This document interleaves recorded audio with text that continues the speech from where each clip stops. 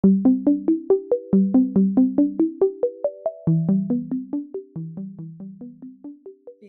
people 50 and over really didn't grow up in the online world. They're not digital natives like younger people. I'd read this somewhere where if people just saw the pictures, could they get a clear idea of who you are and what your interests and likes are? Because a lot of men don't put the time and effort into their photos and their bios. So when I was online, and you probably saw this too, Karen, we have fish pics, we have men on motorcycles. These are all complete turnoffs for me. If you take away one thing in terms of being safe and looking for red flag is do not communicate with anyone who lives too far away from you. And I would say any more than 45 minutes away from you. For men, there aren't a lot of supports. Men don't bring these things up. We just talk about the game. Oh, you just watched the game last night? It's like, what about my marriage? People are like, well, why are you even bringing that up? You need to do a lot of preparation to have a really great profile and a great photo to stand out.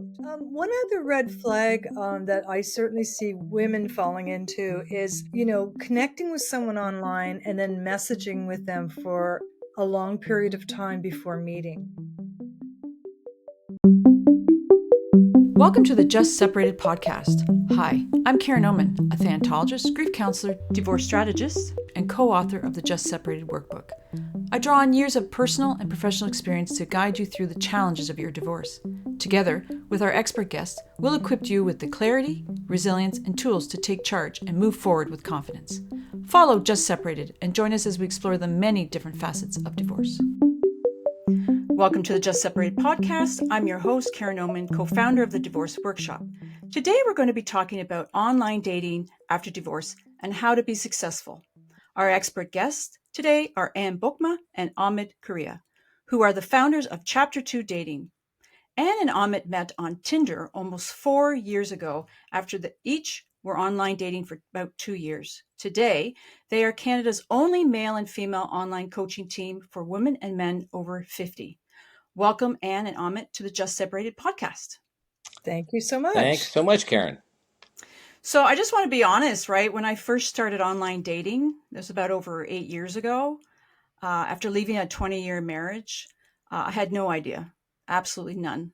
There was a lot of fear talk with my friends and family, and I was quite overwhelmed, as well as a little bit scared, to be honest. So as I reflect going on that experience myself, I really wish you guys had been doing what you're doing now back then, because I think it would have really eased my anxiety and confidence to go into online dating with a better perspective and more confidence, as I said before. So let's start off by asking you guys, what are some of the strategies that you use in your coaching or your workshops that really help men and women approach online dating? Well, first, if I'll start, first, I just want to say that fear is really normal. And, our coaching is provided to people over 50, and that's for a reason, because people 50 and over really didn't grow up in the online world. They're not digital natives like younger people. So if you've been married for 25 years, you've never online dated until you're suddenly single at 50 plus. So, you could be very vulnerable to getting scammed. You don't know what to expect. So we position our coaching for people like that we do workshops, and right now we're mostly doing one-on-one coaching to prepare you exactly for what to expect in that online world. And the fear comes from the stories that we hear, Tinder swindler, and, is someone going to take advantage of me, men and women. So we teach you the things you need to know so that you don't need to be afraid. There's a few key things. We'll get into that later. And once you know them, you're going to approach the whole thing with a lot more confidence. Yeah, and I'll just add, thanks, Anne, for your opinion. And I think what we see is that it's really goal setting and overcoming unknowns. A lot of times, this is something new, and so if you have somebody on your side helping you and giving you assistance, almost like a coach or a personal trainer, we're like that. We're like personal trainers for this aspect of your life. And once you get those skills, then you're actually much better and much more successful going forward. Is there anything like I had fear, but also I'm going to be honest, it kind of felt like a teenager a little bit, Hmm. because you get on and it's like, it's a bit overwhelming, but it's kind of actually fun in a way. I don't know if that's also some of the feedback you guys have gotten. Oh, yeah. I mean, it's not like the old days where you had to run into somebody at a bar or a dance or someone had to introduce you. You go online, and we also help people craft their profiles and help them with photography. So you put your best face forward. You go online and you could have dozens of people reaching out to you. So you have like selection. Well, Um, yeah, Anne's right, and I got not in a a little bit of trouble. quality. I got in trouble with my younger daughter. I have two daughters. Actually, we both have two daughters. And I had used the term, kid in a candy store. And my younger daughter, who's 22, was very offended. And she said, Dad, that's terrible. How could you say that? But, again, for people who are extroverted, it can seem like it's very convenient and very easy. And you're given this large selection of people to connect with.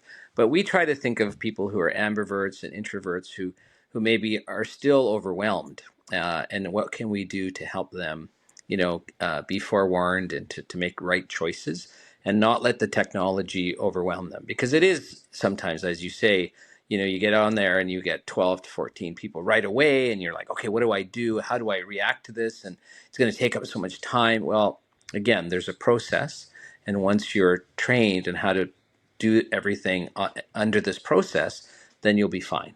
You will be able to, like anything new, you get taught and then you practice it and then you get better at it. Exactly. We do talk about having a plan and a process. So, for example, you need to do a lot of preparation to have a really great profile and a great photo to stand out. So, we encourage people to put time and effort into that. I'm a writer, so I help people, I interview them and write their profile. It helps with that as well. And a process could be something like, okay, so you get online and within 2 days you have 20 messages. And maybe half of them are, hey there, hey beautiful, what you doing? Just like nothing messages. So what we say is none of those are quality people.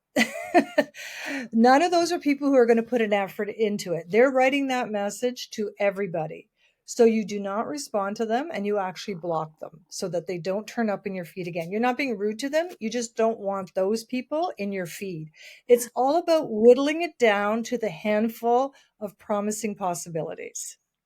So what Exactly. you want is someone who asks you a question, somebody who makes an observation about your profile that they've actually read it, and who behaves in a way that if you ran into them at the store, no one would come up to you and say, hey, beautiful, hey, gorgeous, hey, what you doing right now, right? So have the same expectation online. So what I'm hearing you guys saying is the bio, like the picture. Like I can tell you in my pictures, I just took stuff from, I don't know, like on my phone. I didn't know any better. I just put these up, and the bio, I think I spent some time with it, but Hmm. what I'm hearing you, that is really, really important. It Uh, is. Yeah. You don't know because there's no rules. It's sort of like, if somebody starts playing pickleball and they've never played pickleball before, and someone says, "Oh yeah, you should play pickleball." And they say, "Oh, okay, what do I need?" Well, I'm just going to give you a racket and a ball and just get out there. And you don't know anything. And you're like, "Okay, I think I'm doing it right." Who knows? You need instruction, you need a bit of guidance. And if you're open to guidance, you will get more success. What I find is sometimes women are actually very good at, getting the guidance, accepting it, and learning from it. Men, I don't know if it's just ego or, just not being, maybe they're ignorant or think they're fine and they just respond in these one word answers, or saying things like, hey, beautiful, or hey, sexy. I mean, it's absolutely, they don't follow any rules. So somehow we do need to put some guidance involved for people so they know that, no, this is how you're supposed to act. This is how you're supposed. And if you put in effort in your pictures and in your bio, you will get a higher quality return on that investment of time and effort. I'd also imagine that you shouldn't lie Very much so, on but your many bio, people do. right? Yeah, and that's a Because whole I was gonna, topic. I was gonna say, there's a lot that have lied, right, Oh, or they been have. caught, Any right? everyone does, and I think not everyone, but many people do, and they think it's. And again, Anne can get into this specifically with, what do people lie about, right? So men tend to lie about height. That's a very big thing because for some reason, the world says that men should be 5'10" and taller. And so a lot of men who are in that 5'8", 5'9" range will say, oh yeah, I'm 5'10" or I'm 6 feet. That's another one. They lie about height. What did you say in your bio about that, Amit? Well, I said I'm 5'9.5" and I like heels. So with my heels, I'm 6 feet. And no, not your heels. So I was trying to be a little bit humorous, and it was good. It was a good icebreaker. But I think that, and then for women, it's age. They don't want to Yeah. deal with the age that they are, so they'll say, "Oh, everyone tells me I'm younger than whatever, right?" But people don't want to deal with the age number because they'll say, "Oh my gosh, there's ageism." If I write that I'm actually 61, then nobody in their 50s is going to consider me as a partner, which is not true. Yeah, and I was aware of that too. When you hit certain milestones like 55, 60, and if people are looking for someone 50 to 60 and you happen to be 61, you're not going to show up in their algorithm. So when I was on Tinder, I always paid for the dating app so I would get the extra features. And on Tinder, it has your name and then your age. I didn't have to put my age on that at the Second top of the line. bio. Hmm. So, the second line. So what I said was in the bio, I said, I think I was 57 at the time, Hmm. 57 going on 45. So there's ways to work around it, but don't lie. If Yeah, you're going to lie online, then you got to lie in your relationship. These are people who've separated and divorced. They've dealt with lying. Don't do it. yeah. It's just not a good idea. And as far as photos go, men need a lot. We've worked with a number of men one on one who've been very successful because a lot of men don't put the time and effort into their photos and their bios. So when I was online, and you probably saw this too, Karen, we have fish pics, we have men on motorcycles. These are all complete turnoffs for me. I mean, men think a motorcycle is like edgy and young. To me, it's dangerous and scary. What else? We have fish pics, we have motorcycles, we have bathroom urinal selfies, we have gym pictures of them lifting weights. Again, not attractive. Pictures of them with their 20-year-old daughters and with their 80-year-old mothers. All wrong, wrong. So all you want, your main photo should be your face with a nice smile. And then somewhere in your photos, you want a full body shot so people can see what you look like. That's it. How about Simple. any? So there's only like you don't put any like you doing any activity or anything. Oh yeah. Oh yeah, Yeah, you those should two. show that. Yeah, if you're Yes. involved in some activity, then you should put it in. I think it's trying to get a cross section. I had read this somewhere where if people just saw the pictures, could they get a clear idea of who you are and what your interests and likes are? And depending on the platform, they can give you up to 10 pictures, and not everyone utilizes the full range. You can also change the pictures, almost daily. And I used to do that. I would test out different pictures. And then if I connected with somebody, I'm in sales and marketing. So I would always ask, hey, what brought you to my site? And what did you like? And what was your favorite picture and why? So the key was questions, right? And I think once you do that, you get the feedback as to why people are seeing you in a higher level than everyone else. It was a competition. I knew that I was just one of hundreds of other men. And how do I stand out from that crowd? Yeah, good And point. studies show that men look at the photo predominantly, Hmm. um, and we spend about 3 seconds looking at someone's bio, Hmm. something like that, 3 or 4 seconds. And women look at the photo too, but women are more apt to read the bio. Yes. So it doesn't mean you have to be. I mean, none of us are young anymore. We've gained weight, we have gray hair, we have wrinkles, and that's all fine. That's all beautiful. But having a good photo, there's different ways to pose. Hmm. I would suggest not photoshopping. You don't want, as soon as you meet someone, you don't want their first reaction to be disappointment that you don't look like your photo. Yeah. But a good photographer can make you look like you and pose you in a way that you feel comfortable and look fantastic. So what are some of the like? uh, I didn't want to get into this early, but what are some of the red flags that in a bio, say, like we can talk about on the date itself, right? But Hmm. in a bio, you talked about Anne about short answers that are like, okay, don't. Is there anything in the actual bio? We talked about the pictures, but in the bio, is there anything that stands out that they should be kind of? Yeah, well, I would say this is not necessarily something that's in the bio, but This is really, if you take away one thing in terms of being safe and looking for red flag, is do not communicate with anyone who lives too far away from you. And I would say any more than 45 minutes away from you. We have seen women who've communicated with men overseas, who say they live in Canada, who live in another province, who live hundreds of miles away. That is a huge red flag, and you should never communicate with someone like that. They are scammers. Why is someone messaging you from Halifax if you live in Toronto? It makes absolutely no sense. You cannot Yeah, sustain a relationship like that, right? correct. So don't even bother responding, block them. Yeah, it's If, really being if ruthless in that using the tools that are allowed. You can block people, and I think sometimes our Canadian pleasantry is to like, oh, I don't want to do anything that will upset anyone, and I shouldn't block, and how could I do that? Well, no, actually, it's fine. Once you block them, you're not going to ever hear from them again, and it's fine. It's okay, And if the universe wanted you to meet that person, you will meet some other way, at the vegetable stand. But I find that just sticking to that, being ruthless and not getting overwhelmed, because there's going to be so many pictures and bios that's coming through, you're going to get overwhelmed because you'll be like, oh my gosh, how can I handle? Well, no, try to trim it down. It's like a buffet. You have this massive buffet. Well, you don't have to eat everything. Just focus in on a couple of items and then deal with that.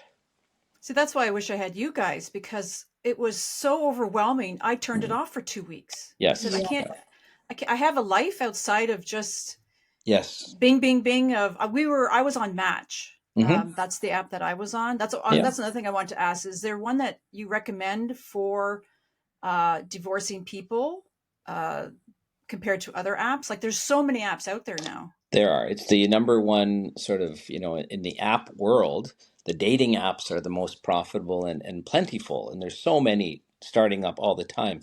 And again, we met now, it's coming up to 4 years ago. And so at the time, and I still think now, Tinder is the largest one. It has the most number of people, but they also have a reputation that people say, oh, Tinder, that's a hookup site. Well, it was years ago, and it maybe is for a younger generation, but for those that are divorced or separated or divorced over 50, it's the largest number. So if you are, and I was only on that, I didn't go on any other sites. Now, from Tinder came Bumble. We also have Hinge, which is very popular, Facebook dating, and we go through that in our workshop. Is that there are many sites, and Anne was on a few different sites, and that was her strategy. Mine was just to be on the one and not even having to pay. I just, found that I was getting, good contacts with people and I didn't need to pay a premium. yeah. One other red flag that I certainly see women falling into is, um, connecting with someone online and then messaging with them for a long period of time before meeting. Amit and I really believe that the app is a tool to meet someone as soon as possible. So do not spend time texting over days and days. There's no point. The app is a tool to meet someone. Yeah. Um, we see people texting for days or weeks, sometimes even months. Hmm. They build up this person who, is the love of their life, or just this amazing person who checks in with them every day and wants. There's something wrong if somebody doesn't want to meet you within a week. So I did that. I say Yeah. a few Did you? texts back and forth, and when can we meet for coffee? And if he doesn't ask you, you ask him. And if he's a scammer or there's something suspicious, you won't hear back, Yeah. or they'll make excuses. And if they do that, block them Yeah. Because there's because a lot of married people online too. And a lot of men who are married who are sort of like not ready to make that split. Mhm. And I remember, I've got friends, single men friends, and they'll say, I say, how do you deal with the discussion if someone asks you? And they say, oh, I'll say it's complicated. Yeah, it's complicated, right? Which We means don't want they're complicated. still married, and because of Yeah, high real estate costs, they're still living in the home with their partner. Um, but that's not being true and honest. So you want to get to that truth and honesty, and you get that when you meet as soon as possible. So exactly. I do have a question that just came up. How do you how do you handle rejection? Like I'm saying that because you know what I do. I'm a thanatologist and Hmm. a grief counselor, and when you've gone through a divorce, you're recovering and stuff, and you're Hmm. excited, but online can you meet, you think this is going to be good, and it just doesn't work, Mm. or you're into them, they're not into you, Hmm. and so there is this, and it is, or you get ghosted, like you think it's Yes. going good, a couple of days of talking, and then all of a sudden, like, that's it. Gone. They're not talking to Yeah. you anymore. And so I'm just saying, do you guys have any recommendations for that? Anne has a great tip about when she would go on walks with people. And at the end of the walk, there's always that pressure. Now what? Yeah, so I got really good at dating, and I had no I one of the things is women, maybe men too, reduce your expectations. I want to meet Mr. Right. I want to meet my next husband. That is not a good way to go into online dating. What you want to say is, Amit, I want to I just want to meet, meet a friend. I want someone I to go to just the want to movies meet a with. I friend. want to go for a walk. I want to go for a coffee and I want to see just if I like this person. that's right. Get to know them. And I still give that advice. I have a lot of friends, male and female, and they're still fixated on, I wonder if this is going to be the one. I was talking It's to someone really earlier today and she said, Oh, I've got a date tomorrow. And I said, Okay, well, have very realistic expectations. It's just going to be someone pleasant. Go for a coffee or a walk. That, oh, no, no, he better buy me dinner. I said, Well, hang on.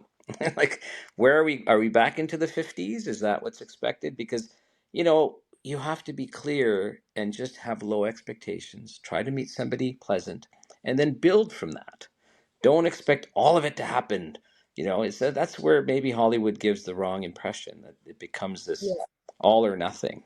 We're raised on all these romantic notions that really don't serve us very well, and you have to go into it. I was a little cynical because I got ghosted my very first date, my very first date. I talked to this guy on for 45 minutes on the phone. He sounded great. We got mixed up about where we were going to meet. He went to the wrong place, and then he texted me and said, "I'm not coming."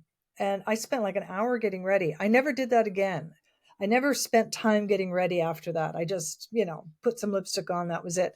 And I went into it with like the idea of like, maybe I'll be surprised, but I I'm ready to be extremely disappointed. That sounds cynical. That sounds cynical, but that helped me. And I find a lot of people think, put way too much stock on a date. Is this someone I'm going to meet that I might go to a movie with sometime? Yeah. Not, don't think ahead so far. Amit and I dated for 3 months before, 3 or 4 months before we made a commitment to each other. We kept dating other people. We liked Hmm. each other, but we Hmm. weren't, you don't fall for someone right away. If you do, that's not healthy. So, yeah, so I think you have to be careful about that. And just, I'm going for a 20-minute coffee. I kept my dates really short, half an hour walk. Um, and I had a good line at the end of the walk, I would say, because it's always awkward. They feel they have to ask you out. They don't want to reject you. You don't want to feel rejected. So I would just say, this was really nice. It was nice to meet you. And this part is always so awkward. So why don't we just mull it over and see if we want to get in touch with each other, you know? And then if they texted me and said they want to go out again and I wasn't interested, I would just say, it was nice to meet you. I just didn't feel the connection I was looking for. Block. So they're out of your feed. They don't Yeah. keep showing up. If you are interested in going out again, great. If he doesn't ask you out, you cannot take these things personally. You need to put on a suit of armor, and who knows what people are going through. It's not all about you. Sometimes it's like pheromones. Like we're attracted to people for the craziest of reasons. Hmm. Um, so you do have to have some confidence. You have to work on your confidence and not take anything personally. If someone ghosts you, move on to the next one. There's always someone else around the corner. Always next one, an array of next ones. But you'd mentioned, Karen, about, sort of red flags and things like that. I mean, one of the things we advise people to stay, somewhat positive. Like, don't go into a date Yeah. or a conversation with negatives. Like, oh, you better not be like this, and you better not be like this, because we know that's probably what your ex was like. And as much as people like to talk about their exes, not everyone wants to hear about their exes, right? Like about other people's exes. So we try to say, look, stay positive, focus on the positive. Don't make it about you. Ask questions, get them to open up a little bit about good things like travel, where they've traveled, what do they like, things like that. Keep it very light. Yeah, what I Exactly. liked what I heard you guys say too is what I didn't do, Mhm. because I put too much pressure that every person I was going to meet, Right. right, expectations, or they're the new one, it's like the romantic comedies. And I Yes. think if I had looked at it the way that you guys are teaching it, I would have probably got a little bit better armor, Yes. right, a Yeah. little bit better of than doing what I did. Well, then Kirk So came that, along. So there we go. Like how long yeah. before Kirk, can we call him Super Kirk? How long before Kirk came along? So I started a match on June, Hmm. and I took a break in the summer because I couldn't hack it anymore. Yeah. And I met him in October. How many So how And dates we many? before? How many Yeah. How dates? many How men many did other you people did you go out with, or like first date or second dates? three, That's it. Oh, three. Oh, wow. wow. So I went out with 20 guys before I met Amit, and he probably went out with more women than that before Yeah. he met me. Yeah. Yeah. Oh yeah, I mean, again, you have to be at the right point in time. I think I had met, a few really great women, but they were at a different stage in their life. They were looking for something a little bit more, maybe a little, again, you just don't know till you sort of meet them, and you say, you're great, but I'm not there, and I don't want to like just give you a false expectation. Um, and it's difficult to walk away sometimes, but I did meet a couple of women who were very, you know very interesting, and I was so, I was like, oh, I could spend some time getting to know this person. And they said, no, listen, at that point, and again, I was separated, I'm still separated, and Anne is separated, and they said, we will only meet a man who's divorced. We do not want to get into this situation where we meet somebody who's separated, and then they end up going back to their ex, and we've invested all this time and effort. So they'd say, nothing personal, but we make a policy of not going out with someone who's separated, which I appreciate. I said, that's fine. That's fine.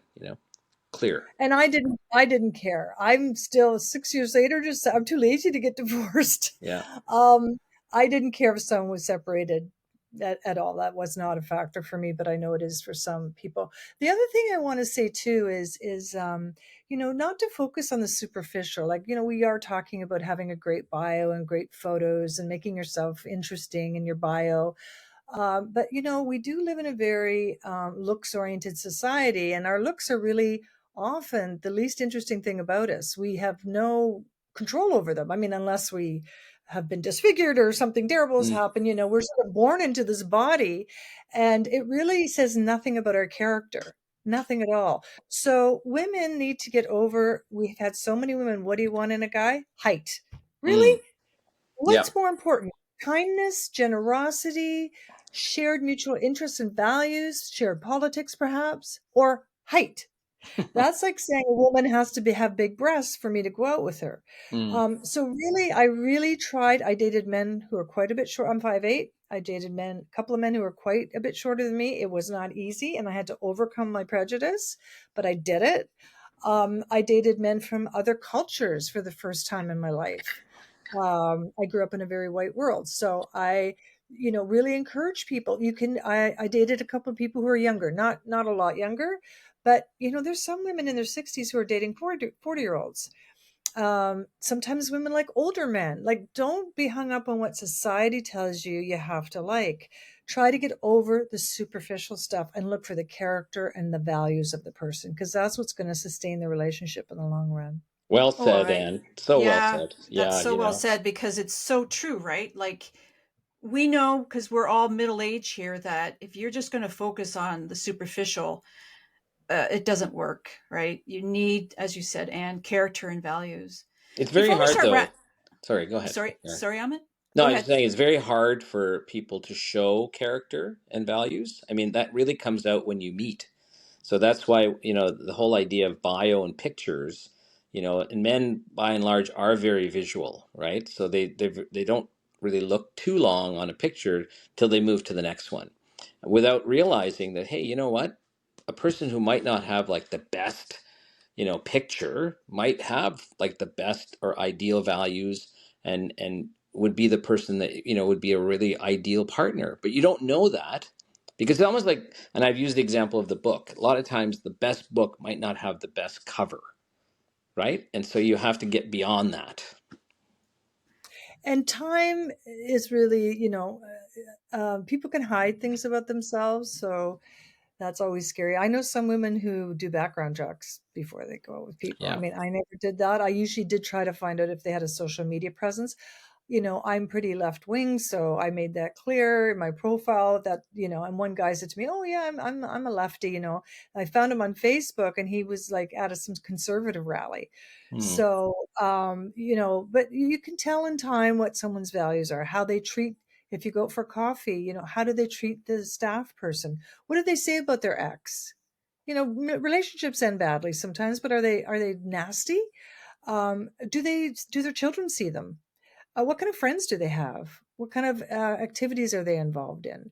So there's lots of ways to sort of, but it does take a little bit of time to get to that It's a point. little bit of detective work too, without using the word detective. I mean, I think you're sort of trying to get to understand what this person's all about, because you want to decide if you want to invest the time and effort to get to know them better, right? Yeah, So, yeah. one of the things I want to say too is, just before we wrap up, is that you guys dated others while you were dating, right? And Mm-hmm. that's okay to do, Mm-hmm. right? No, it's Like, up to each As other. long You have as to be you're clear. honest You have to as be long as you're honest about it. I have a some friend people, yeah. who was not very honest, and he would be seeing multiple women, but he wouldn't tell them all, right? And he would just keep it to himself. And I said to him, I said, really, it's not very honest of you. He said, but I can't tell them. I mean, they would get upset, and people would be jealous. And I said, but at least if you're clear and honest, then you let them decide, and then your conscience is clear. So Yeah, it was a bit tricky, and honestly, normally I wouldn't go for that. But what happened was I had dated quite a few guys. I'd met a lot of guys, and I wasn't close to meeting anyone I felt could be a long-term partner. So I thought, well, I'm going to have to change my strategy. I don't think I'm going to find the one. So I decided, like just before I met Amit, I went on Tinder and I just thought, I'm just going to meet men, go out for dinner, maybe have sex. Like I'm going to live on my own, maybe live with friends. It's fine. I'm not going to look for a man to be my full-time partner. And then I met Amit. So I had already sort of changed. And, and he said, I'm also dating some other people. They know about it. If you've been in a relationship and you've been lied to, and then someone is that honest with you, it's very appealing, right? I thought yeah. this man's honest and he's not ready to settle for one person. And am I really? I'm still kind of, trying this out. So we did date other people, but we didn't share details. We would say, "Oh, I'm not available Friday," or, it was the early days, right? Mhm. So we didn't really, we just kind of avoided that till we got to know each other better. But then it And naturally happens. I get men asking me that all the time. Do I have to, end everything? When do I get off the site? Right? That's a big question amongst couples that meet on a dating site. It's like, okay, are you ready to get, and I've had people say, men, actually a woman specifically say, I go on dates once a month with this fellow and he's saying, are we dating? And if we're dating, then I need to get off the site. And then, obviously he's going to get off the site. But he said, she goes, I don't really feel that. Like, I think we're more friends than anything else. So I said, well, you have to bring it up. You have to talk about it. yeah, she needs to make that clear to him because Yes. it's not fair to string someone along. Yep. And, just really quickly too, in our modern times, I think sometimes women expect men to, pay for dinners. Like we advise, do not go for dinner on a first date or lunch. Like just have a coffee or a walk. Keep it really simple so you can get out of there quickly if you don't want, if the date's going great, by all means continue it, but start it off short. Yes. And don't expect men to pick up the tab. Like, Yeah, this if you whole tab thing is now, it's an issue. I you have to know. split it. Yeah, you should either split it or, have some sort of arrangement, because you shouldn't have one person covering 100% of the cost. And then, sometimes there's almost an expectation. It's like, oh, the man paid for the meal, and now, am I obligated to, give him a good night kiss or something? Really, we're in the modern world. Anyone Yeah. should be able to pay for anyone. Yeah, this person doesn't know you. Why should they pay for your dinner? Right. You know, Yeah. I think women have to modernize that way.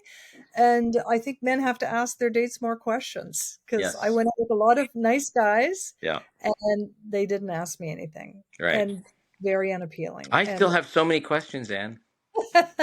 Ahmed and I are still asking each other questions. So, Yeah. So yeah, before we wrap up, do you have any other little tips before I ask our last question that I ask on Just Separated podcast? we have lots of I tips. know we could have you back on though. Yeah, you could. We'd be happy to come back on. We love talking about this stuff because we've had clients who have been successful and who have met other people because they've heard this is all basic. We didn't invent this, but no one is out there sort of giving simple advice like this. So we'd be happy to come on Mhm. and talk more about safety, talk about how to approach the first date.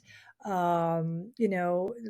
can give lots of advice, and we do have. Do you want me to talk about what we do for people? No, I'm going to ask you your last question Sure. because Okay. I am going to have you two back on, and I think Anne talking about safety and Mm-hmm. first date stuff would be a good follow up from this one. Sure. So we can do that in the fall, I Mm-hmm. And think, if that and works. it is mostly women who have to worry about safety, but Amit had a kind of a traumatic experience on his Yes. first date where he wasn't safe. No. Um, so it can happen in interesting situations with men too. So we can share that with you next time. Yeah, I would love to have you guys back on. So before we wrap up, I ask everybody who comes on a question about for someone who is just separated, whether they left or were left, what advice would you give to help them navigate those overwhelming early days? Well, don't do what I did, which was drink a lot of wine. And don't do what I did was just hide in the basement and cry. We both had a rough time. It's Yeah. not easy. Yeah. You're in pain, Yeah. I ended my marriage, but it was 35 years, I had no idea. I have so much empathy for people who are separated and divorced now.